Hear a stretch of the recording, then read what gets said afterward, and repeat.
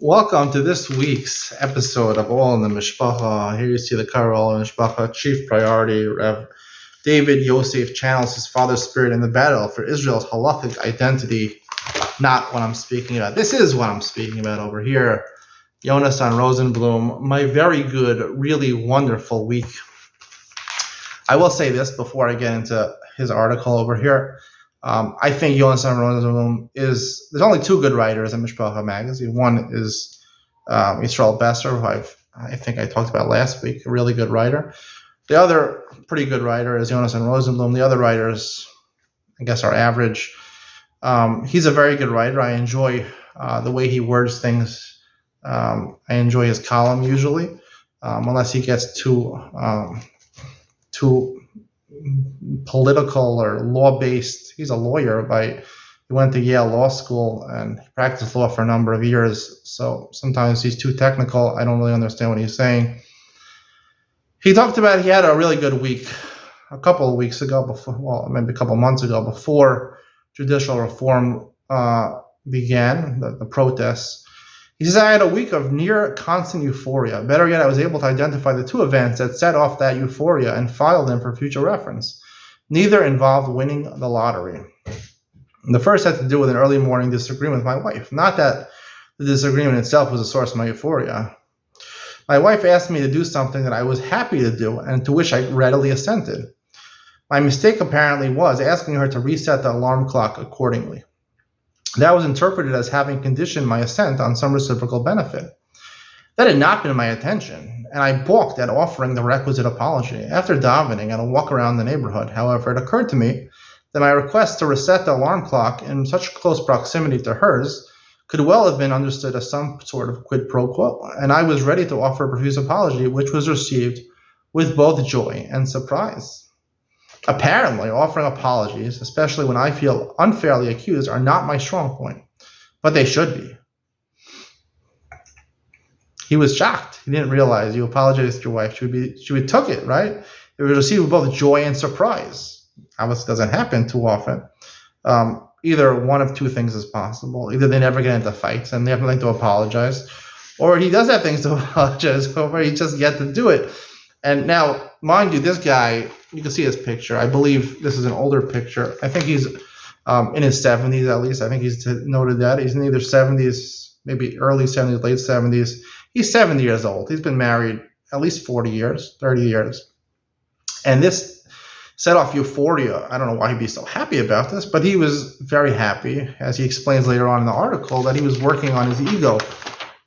He was able to eradicate, at least he thinks is eradicating, a bad midah, a bad character trait of ego. He says overcoming one's ego is more pleasurable than conquering almost any other bad midah, particularly as our egos lie at the root of most other bad midos. This is what the article is really about conquering your ego over here. The second event that happened during that week, he says, the second incident that triggered my week-long euphoria was a suggestion from my superb editor, Mrs. Shana Friedman, on how to restructure an Outlook piece. I understood a suggestion and had even considered it when writing the column, but for one reason or another I rejected it as making the weaving together of two loosely related threads too complicated. Besides, I had already finished the column and was ready to move on to some other task. But in the end, I went with her suggestion and dramatically improved the piece by making the opening much more attention-grabbing. Since then, I've had several other occasions to benefit greatly from following her guidance. So he says both of these examples were basically him. The common element I concluded was that both involved overcoming my ego. Admitting that you are wrong is one form of subduing your ego. So is acknowledging that you needed someone else's help, or at least benefited from it. So he was very happy. Apparently, maybe he's worked on during his life conquering his ego. Maybe he hasn't. Maybe he was trying, and now he is happy that these two events gave him success in this, in overcoming his ego. And now he has no ego at all, and he has no reason to write for Mishpacha magazine. He has no reason to put himself as a prominent feature in Mishpacha magazine, even though Andy says.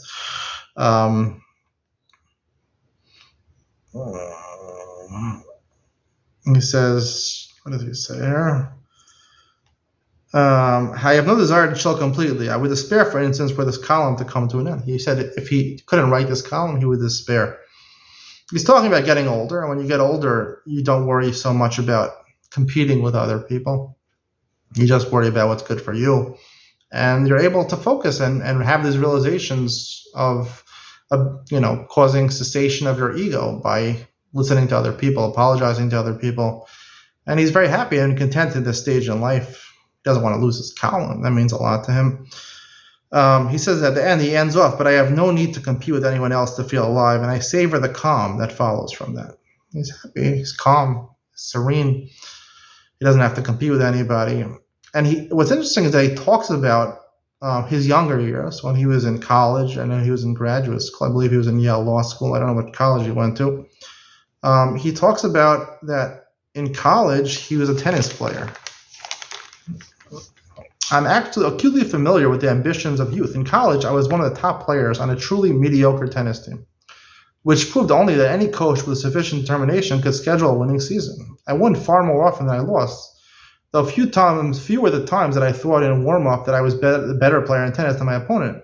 I was far too slow for top-level tennis. He's saying about himself. Playing tennis in college was pretty good. He won most of his matches in college. That's pretty good also. The best on his team, or one of the best. He says he's too slow. My footwork was horrendous. The most effective shot was a swinging Mishpacha drop shot. I don't know what that is. What I did have, however, was a burning desire to win. That often included such psychological ploys as ostentatiously strapping on a back brace before matches. He would make himself look lying down on the court to do back exercises during switchovers, even an occasional underhand serve. Imagine that he was playing sort of amateur tennis, in college, and he was serving underhand. Opponents had no satisfaction with beating a semi-cripple. He was wearing a back brace as a 20-year-old guy, and experienced panic when they fell behind. So he was able to win them by basically getting into their minds over here. They thought they were playing a terrible player. Then he got ahead of them, and they were panicked. He was able to beat them. And then he says, but a few years later, after graduating college and giving up competition, I was left just with the poor footwork and slowness of foot. Terrible. A star athlete in college talks about himself so negatively. My third semester in law school, I won the moot court competition. This is Yale Law School, one of the best law schools, obviously. I don't know what a moot court competition is. Probably some contest to be the best lawyer. The biggest prize the law school had to offer. But the next morning, I woke up completely empty. The only question on my mind was, how will I get through the next 3.5 semesters? What other competitions are there left? I still remember the younger self well, but I don't identify with him and certainly have no wish to be him again. Today, I might still get a brief ping when someone asks what book I am working on or when my next speaking tour is, if there are no current book projects and no speaking tours on the horizon. But that passes quickly. Been there, done that. Fewer books means more time for learning. Fewer speaking tours means more opportunity to travel with my wife. Okay, I basically read half the article over here. You can read it for yourself. Maybe you have read it already. I would like to talk about ego, and he thinks he's conquered his ego or semi-conquered his ego, or he's had some revelation about his ego. I will tell you this, what I believe about arrogance and what I believe about conquering your ego, or maybe there's no such thing as conquering your ego. I believe to be someone who's proud of yourself and to acknowledge your strong points is self-value and self-esteem. You should talk all day about what you're good about. You should always talk about good things in yourself. You should tell everyone. You don't do it, you don't just, there's the way of doing it, but you should be proud of what you're good at and talk positively about that. He was a good tennis player. There's no reason he has to go and put himself down and say he had poor footwork and he really shouldn't have won, but he psyched them out, mentally, and he made them think he was a cripple. It doesn't sound good. Just say you were a good tennis player. Leave it at that, right? A real person, arrogance means that or having an ego means that you're exaggerating something. You're exaggerating, you're telling people who you're not, more than what you were, or something that you were not. That's really what an ego is. You always talk about yourself, but in an exaggerated fashion, right? A not true fashion. Talk about your positive strengths and traits. If you could go around telling everybody, you're not going to be socially, awkward, but to talk about your positive traits, you should drill those into people's heads when, for yourself. You're just talking, you're proud of your accomplishments. You shouldn't, I got this honor, but, I won this competition in Yale Law School, the greatest competition in the greatest law school, but who cares? Because it didn't. Like, now I see it was worthless, and I woke up feeling empty. No, don't talk about wake up feeling empty. Talk about it winning the competition. That was a pretty big accomplishment. You should be proud of that. You should be happy.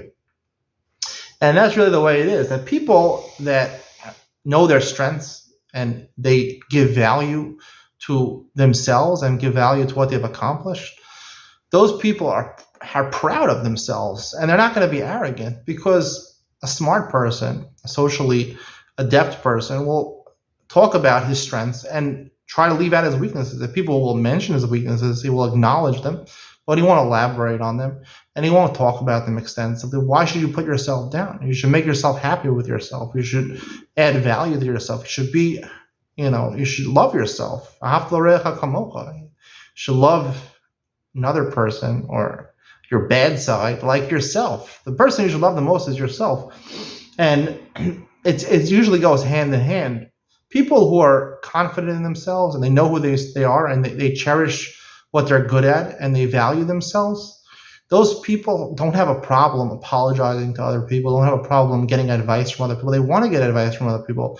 They want to make themselves better because they're true to who they are. They know who they are. They look favorably upon themselves. They want to do better. If they did something wrong or questionably wrong to their spouse, they're gonna, admit to that. I learned this very early. I'm only married 5.5, almost 6 years. I learned this very quickly in marriage that, whether you're right or wrong, it doesn't really matter to the woman. I tried, in the beginning of the marriage, my first 2 or 3 years, I'm like, no, I'm trying to let go. Well, I did this. I'm right.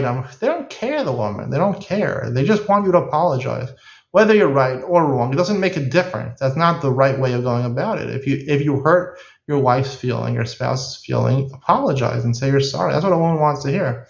I learned this very quick in marriage. This guy's been married for at least 40, 45 years before he learned this. I don't know what happened the rest of his marriage. Apparently he likes to spend more time. He wants to spend more time with his wife, apologizing to his wife. But if you're a person that's true to yourself and that your positive traits and you don't exaggerate your positive traits, you don't want to make other people tell other people what you're not, right? Usually it goes hand in hand. You're comfortable with yourself. You're comfortable with yourself and you're willing to learn from other people. You want to make yourself better, so you're willing to learn from other people. And you're willing to apologize, and whether you're right or wrong, and figure it out. Make the other person feel okay, your spouse, apologize. Especially a lot of times he was wrong. He was wrong in this case because his wife, it looked like he was doing quid pro quo. Yeah, I'll do something for you, but you could do something for me, right? It's a little patronizing to do that. Yeah, okay. If you want me to do something for you, better do something for me. I'm not the type of person, the husband, that's going to do favors for my wife. You're going to have to do something for me. So, yes, it was wrong. It was wrong. It came off the wrong way. He didn't intend to do that, but it was a mistake. By doing that, it was a mistake. He was right to apologize. And euphoria, I don't know, it's the wrong word, euphoria. He was so happy about this.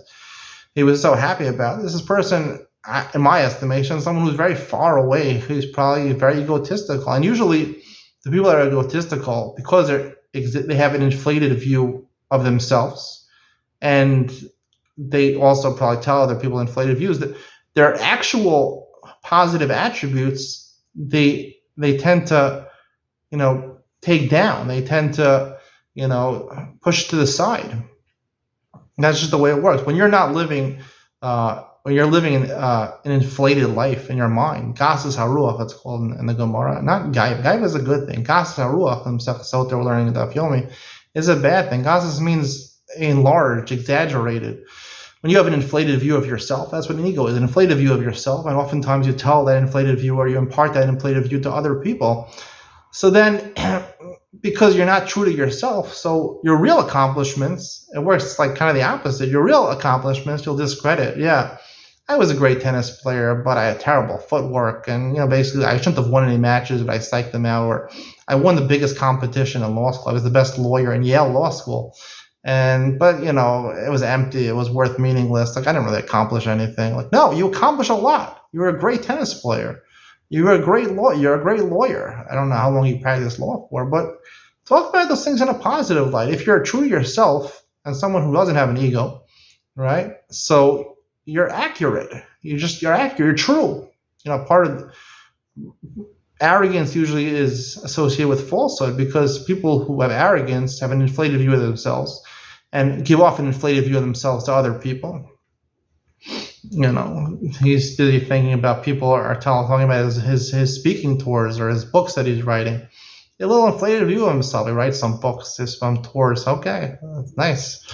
How much honor this guy gets, I don't know. But he's a good writer. But he's not talking about how he's a good writer. He doesn't say he's a good writer. He's talking about people's reaction, their perception of him, that he's going on some tours or something like that, or he's writing some books. Talk about how you're a good writer. Talk about everything has to balance out in life. So if you have an inflated view of yourself and you're giving that over to other people, so then the things that actually are positive things about yourself, you'll discredit those things. Everything has to equal out. So you inflate the things that shouldn't be inflated just so other people will think what you want them to think of you. And your actual positive traits of being a good tennis player, being a good lawyer, being a good writer, you'll discredit them. You won't talk about them as much. And part of that is because, and you're not being a truthful person, and therefore, you always want other people to think positive about you. So it's going to be hard to learn from other people. It's going to be hard to apologize to other people. You're not going to learn to other people because you would think you're the best. You have an inflated view. That's what ego is. You inflated a view of yourself. You can't learn from other people. I shouldn't apologize to people. They're below me, right? But if you're a truthful person to yourself, you know your value. You don't inflate your value. You want to be the best version of yourself you can be. You learn from other people. If you did something wrong, you'll apologize immediately. You'll learn that. So that's really what I have to say about ego. And everything balances out. If you have an inflated view of yourself, things that you're actually good at, you'll discredit. So the people that are running away from honor, people that are, talking about themselves, a lot of people will get up and they'll say, people will praise other people. They'll get up and they'll say they praise, it's not like they praise rabbis or Rosh Yeshiva. Or they can praise, philanthropists or something like that, and they'll get up and they'll start talking negatively about themselves. No, I'm not. My knowledge is nothing compared to the previous generation or the previous rabbis, or I'm dust beneath their feet, or philanthropy. I can't. I'm not Rechnitz. I'm not even close to Rechnitz. Rechnitz's donations is like it's like Ben Lang versus Elon Musk. It's so you take yourself down because it has to balance out. You have to have, everything has to work out in life. So the things that you're really good at, you discredit, and when you do that, when you see a person who's good at something, they're a big rabbi, they're a big philanthropist, and they've accomplished a lot, they've done a lot of good deeds, and they discredit themselves. No one pushes. People praise them, and they don't have to, reaffirm that praise, but you don't have to discredit it either. People are running away and showing themselves, they're not taking compliments. You should take a compliment. Take it and run with it. People will get complimented. I remember when I was younger also, I used to do this also. When I had an ego, people would give me compliments. And no, it was a mistake that you have this impression. I'm not really like that in real life. Because I had an ego. Now I don't have an ego. Because I can say that on camera. I don't have an ego. It's truthful. So that's why I have no problem apologizing and learning from other people. And that's really the truth. People that run away from it, that try to discredit whenever they get approbations from people, are usually people that have the biggest egos in the world, the most inflated views of themselves, and they try to impart that to other people.